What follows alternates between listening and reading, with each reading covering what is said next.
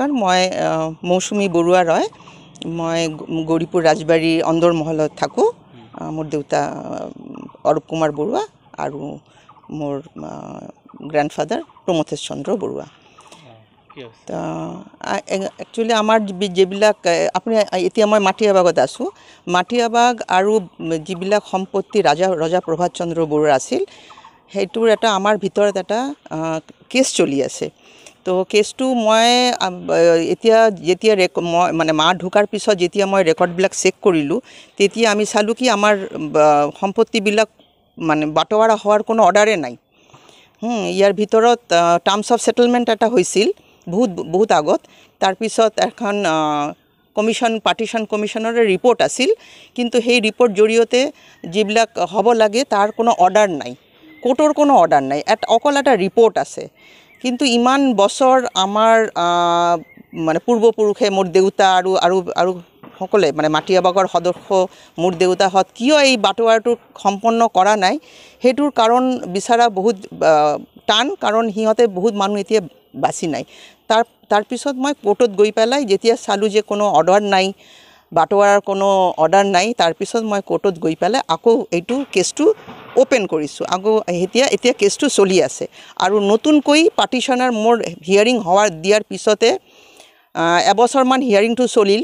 তাৰপিছত 2 বছৰমান আগত, তাৰপিছত এতিয়া বৰ্তমানে নতুন পাৰ্টিশ্যন কমিশ্যনাৰ এপইণ্ট হৈছে আৰু পাৰ্টিশ্যন কমিশ্যনাৰ আহি পেলাই মাটিয়াবাগ সহ আমাৰ যিবিলাক প্ৰপাৰ্টি তাৰ ভিতৰত আছে, সেই সকল প্ৰপাৰ্টি ইনস্পেকশ্যন কৰিছে আৰু এটা ৰিপৰ্ট জমা কৰিছে বৰ্তমানে। আৰু এই ৰিপৰ্টটোৰ ওপৰত এতিয়া হিয়াৰিং চলি আছে। মুঠৰ কথা, আমাৰ বাটোৱাৰাৰ কোনো অৰ্ডাৰ নাই, আমাৰ বাটোৱাৰা অফিচিয়েলি কোৰ্টৰ মাধ্যমত কোনো বাটোৱাৰা হোৱা নাই। এই বাটোৱাৰাটো নোহোৱাৰ বাবে আমাৰ ভিতৰত বহুত প্ৰব্লেম হৈ আছে। আমাৰ জমি যিটো আমাৰ দেউতাৰ হ'ব লাগে, সেইটো কোনো আমাৰ ফেমিলিৰ বেলেগ মানুহে এইটো চেল কৰি দিছে। এইবিলাক লৈ পেলাই কেছ চলি আছে। মই এতিয়া বিচাৰিছোঁ যিটো অসম্পূৰ্ণ বাটোৱাৰা যিটো মানে হোৱা নাই আমাৰ দেউতাহঁতৰ আমলত, ৰজা প্ৰকৃতিশ চন্দ্ৰ বৰুৱাৰ আমলত, প্ৰকৃতিশ চন্দ্ৰ বৰুৱা লালজী সি মানে লাষ্ট জমিদাৰ আছিল, তাৰ আমলৰ পৰা এতিয়ালৈকে যে কোৰ্টৰ কোনো অৰ্ডাৰ নাই, সেই কোৰ্টৰ অৰ্ডাৰটো ওলোৱাৰ কাৰণে আমি কোৰ্টত কেছ কৰিছোঁ আৰু এতিয়া হিয়াৰিং চলি আছে।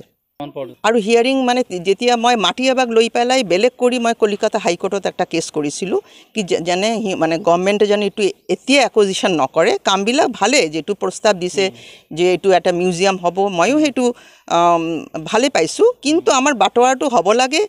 আমি সকলোৱে মিলি যদি এইটো সমৰ্থন কৰোঁ, বাটোৱাৰটো হ'বৰ বেছি টাইম নালাগিব। সেইকাৰণে মই গভৰ্ণমেণ্টক জনালোঁ কি এতিয়া আপুনি একোজিশ্যনটো অলপ স্থগিত ৰাখক, আপোনাৰ প্ৰপ'জালটো অলপ স্থগিত ৰাখক, আমাৰ বাটোৱাৰৰ কামটো চলি আছে, তাৰপিছত আপুনি কৰিব। কিন্তু গভৰ্ণমেণ্ট কথাবিলাক শুনা নাই। মই ইয়াত আগৰ ডিচিত বহুতবাৰ মই নিজে লগ পাইছোঁ আৰু মই অবজেকশ্যন লেটাৰো দিছোঁ, কিন্তু মই এতিয়া কেছটো কৰাৰ পিছত মই চালোঁ কি যে বৰ্তমান যে ডিচি আছে ডিচি ছাৰ এটা অৰ্ডাৰৰ জৰিয়তে এনেকুৱা অৰ্ডাৰ দিল, মইতো এনেকুৱা মানে অৰ্ডাৰ মানে কেতিয়াও ভাবিব নোৱাৰোঁ কি এক পক্ষৰ কথা শুনি আৰু এক পক্ষৰ ৰেকৰ্ড দেখি অৰ্ডাৰটো দিল কি মাটিয়াবাগৰ যিটো বাটোৱাৰা হৈ গৈছে বুলি ডিচি ছাৰে অৰ্ডাৰ দিছে, কিন্তু এই কথাটো সঁচা নহয়। তো কলিকতা যোৱাৰ পিছত আমাক এতিয়া কলিকতাৰ পৰা যেতিয়া আমাৰ কেছটো জুৰিছডিকশ্যনৰ কাৰণে তেতিয়া হৈ গ'ল আৰু কি এইটো তাৰ পৰা ডিছমিছ হৈ গ'ল। কিন্তু তাৰ আগত ইয়াত ইনজাংশ্যন দিয়া আছিল। আপোনালোকে হয়তো জানে বহুদিন মানে এবছৰৰ ওপৰত 1.5 বছৰমান ইনজাংশ্যনৰ কাৰণে কলিকতাৰ হাইকোৰ্টৰ ইনজাংশ্যনৰ কাৰণে কাম বন্ধ হৈ আছিল। তাৰপিছত যেতিয়া মোক ষ্টেট গভৰ্ণমেণ্টৰ জুৰিছডিকশ্যনত আনিব কৈছে মোৰ এডভকেটে, তেতিয়া মই এতিয়া গুৱাহাটী হাইকোৰ্টত কেছ কৰিছোঁ। হিয়াৰিং চলি আছে। আজি কিমান তাৰিখ? 20 তাৰিখ। আজি মাৰ্চৰ 20 তাৰিখ। 12 তাৰিখে এটা অৰ্ডাৰ ওলাইছে, কাৰণ ইয়াৰ ভিতৰত মাটিয়াবাগৰ এজন সদস্যৰ তাৰ মৃত্যুবৰণ কৰিছে, মোৰ ভাই হয়। মৃত্যুবৰণ কৰাৰ কাৰণে সেইবিলাক এতিয়া ৰেকৰ্ডভুক্ত হৈ আছে। এই 12 তাৰিখে হিয়াৰিং হৈছে, এটা অৰ্ডাৰো ওলাইছে, মানে তাৰ পিছৰ যে ৱাৰিছ আছে তাৰ নামবিলাক নথিভুক্ত হৈছে।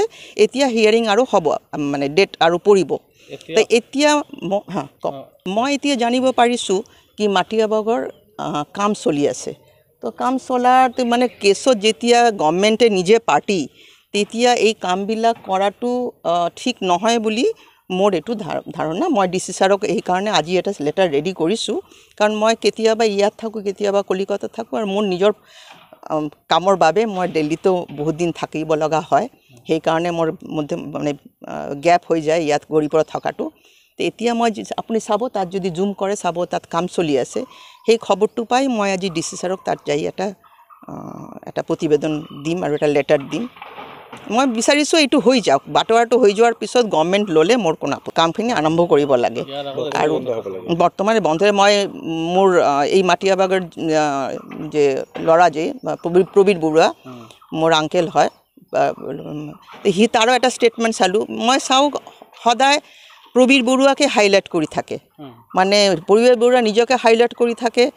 আৰু কিন্তু প্ৰবীৰ বৰুৱা সহ ইয়াত কিন্তু 9জন ল'ৰা ছোৱালী, প্ৰতিমা বৰুৱা চবতকৈ ডাঙৰ, আৰু তাৰপিছত আৰু আছে প্ৰবীৰ বৰুৱা ল'ৰা প্ৰকৃতিশ চন্দ্ৰ বৰুৱাৰ, কিন্তু অকল সি হাইলাইট হৈ থাকে।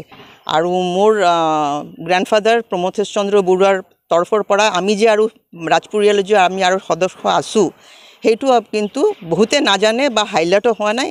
অকল সি তাক মানে ৰাজপৰিয়ালৰ সদস্য বুলি নিজক মই সেইটোৱে চাওঁ, সি নিজকে হাইলাইট কৰি থাকে। এইটোও মোৰ এইটো বেয়া লাগে, কাৰণ তাৰ আমাৰ যে পৰিয়ালটো ইমান ডাঙৰ, ইমান যে সদস্য আছে, তাৰ যে 9জন, আৰু এটা চবতকৈ সৰু বনি কাঞ্চনমালা বৰুৱা আছে, তাৰো কথা কেতিয়াও মই শুনা নাই।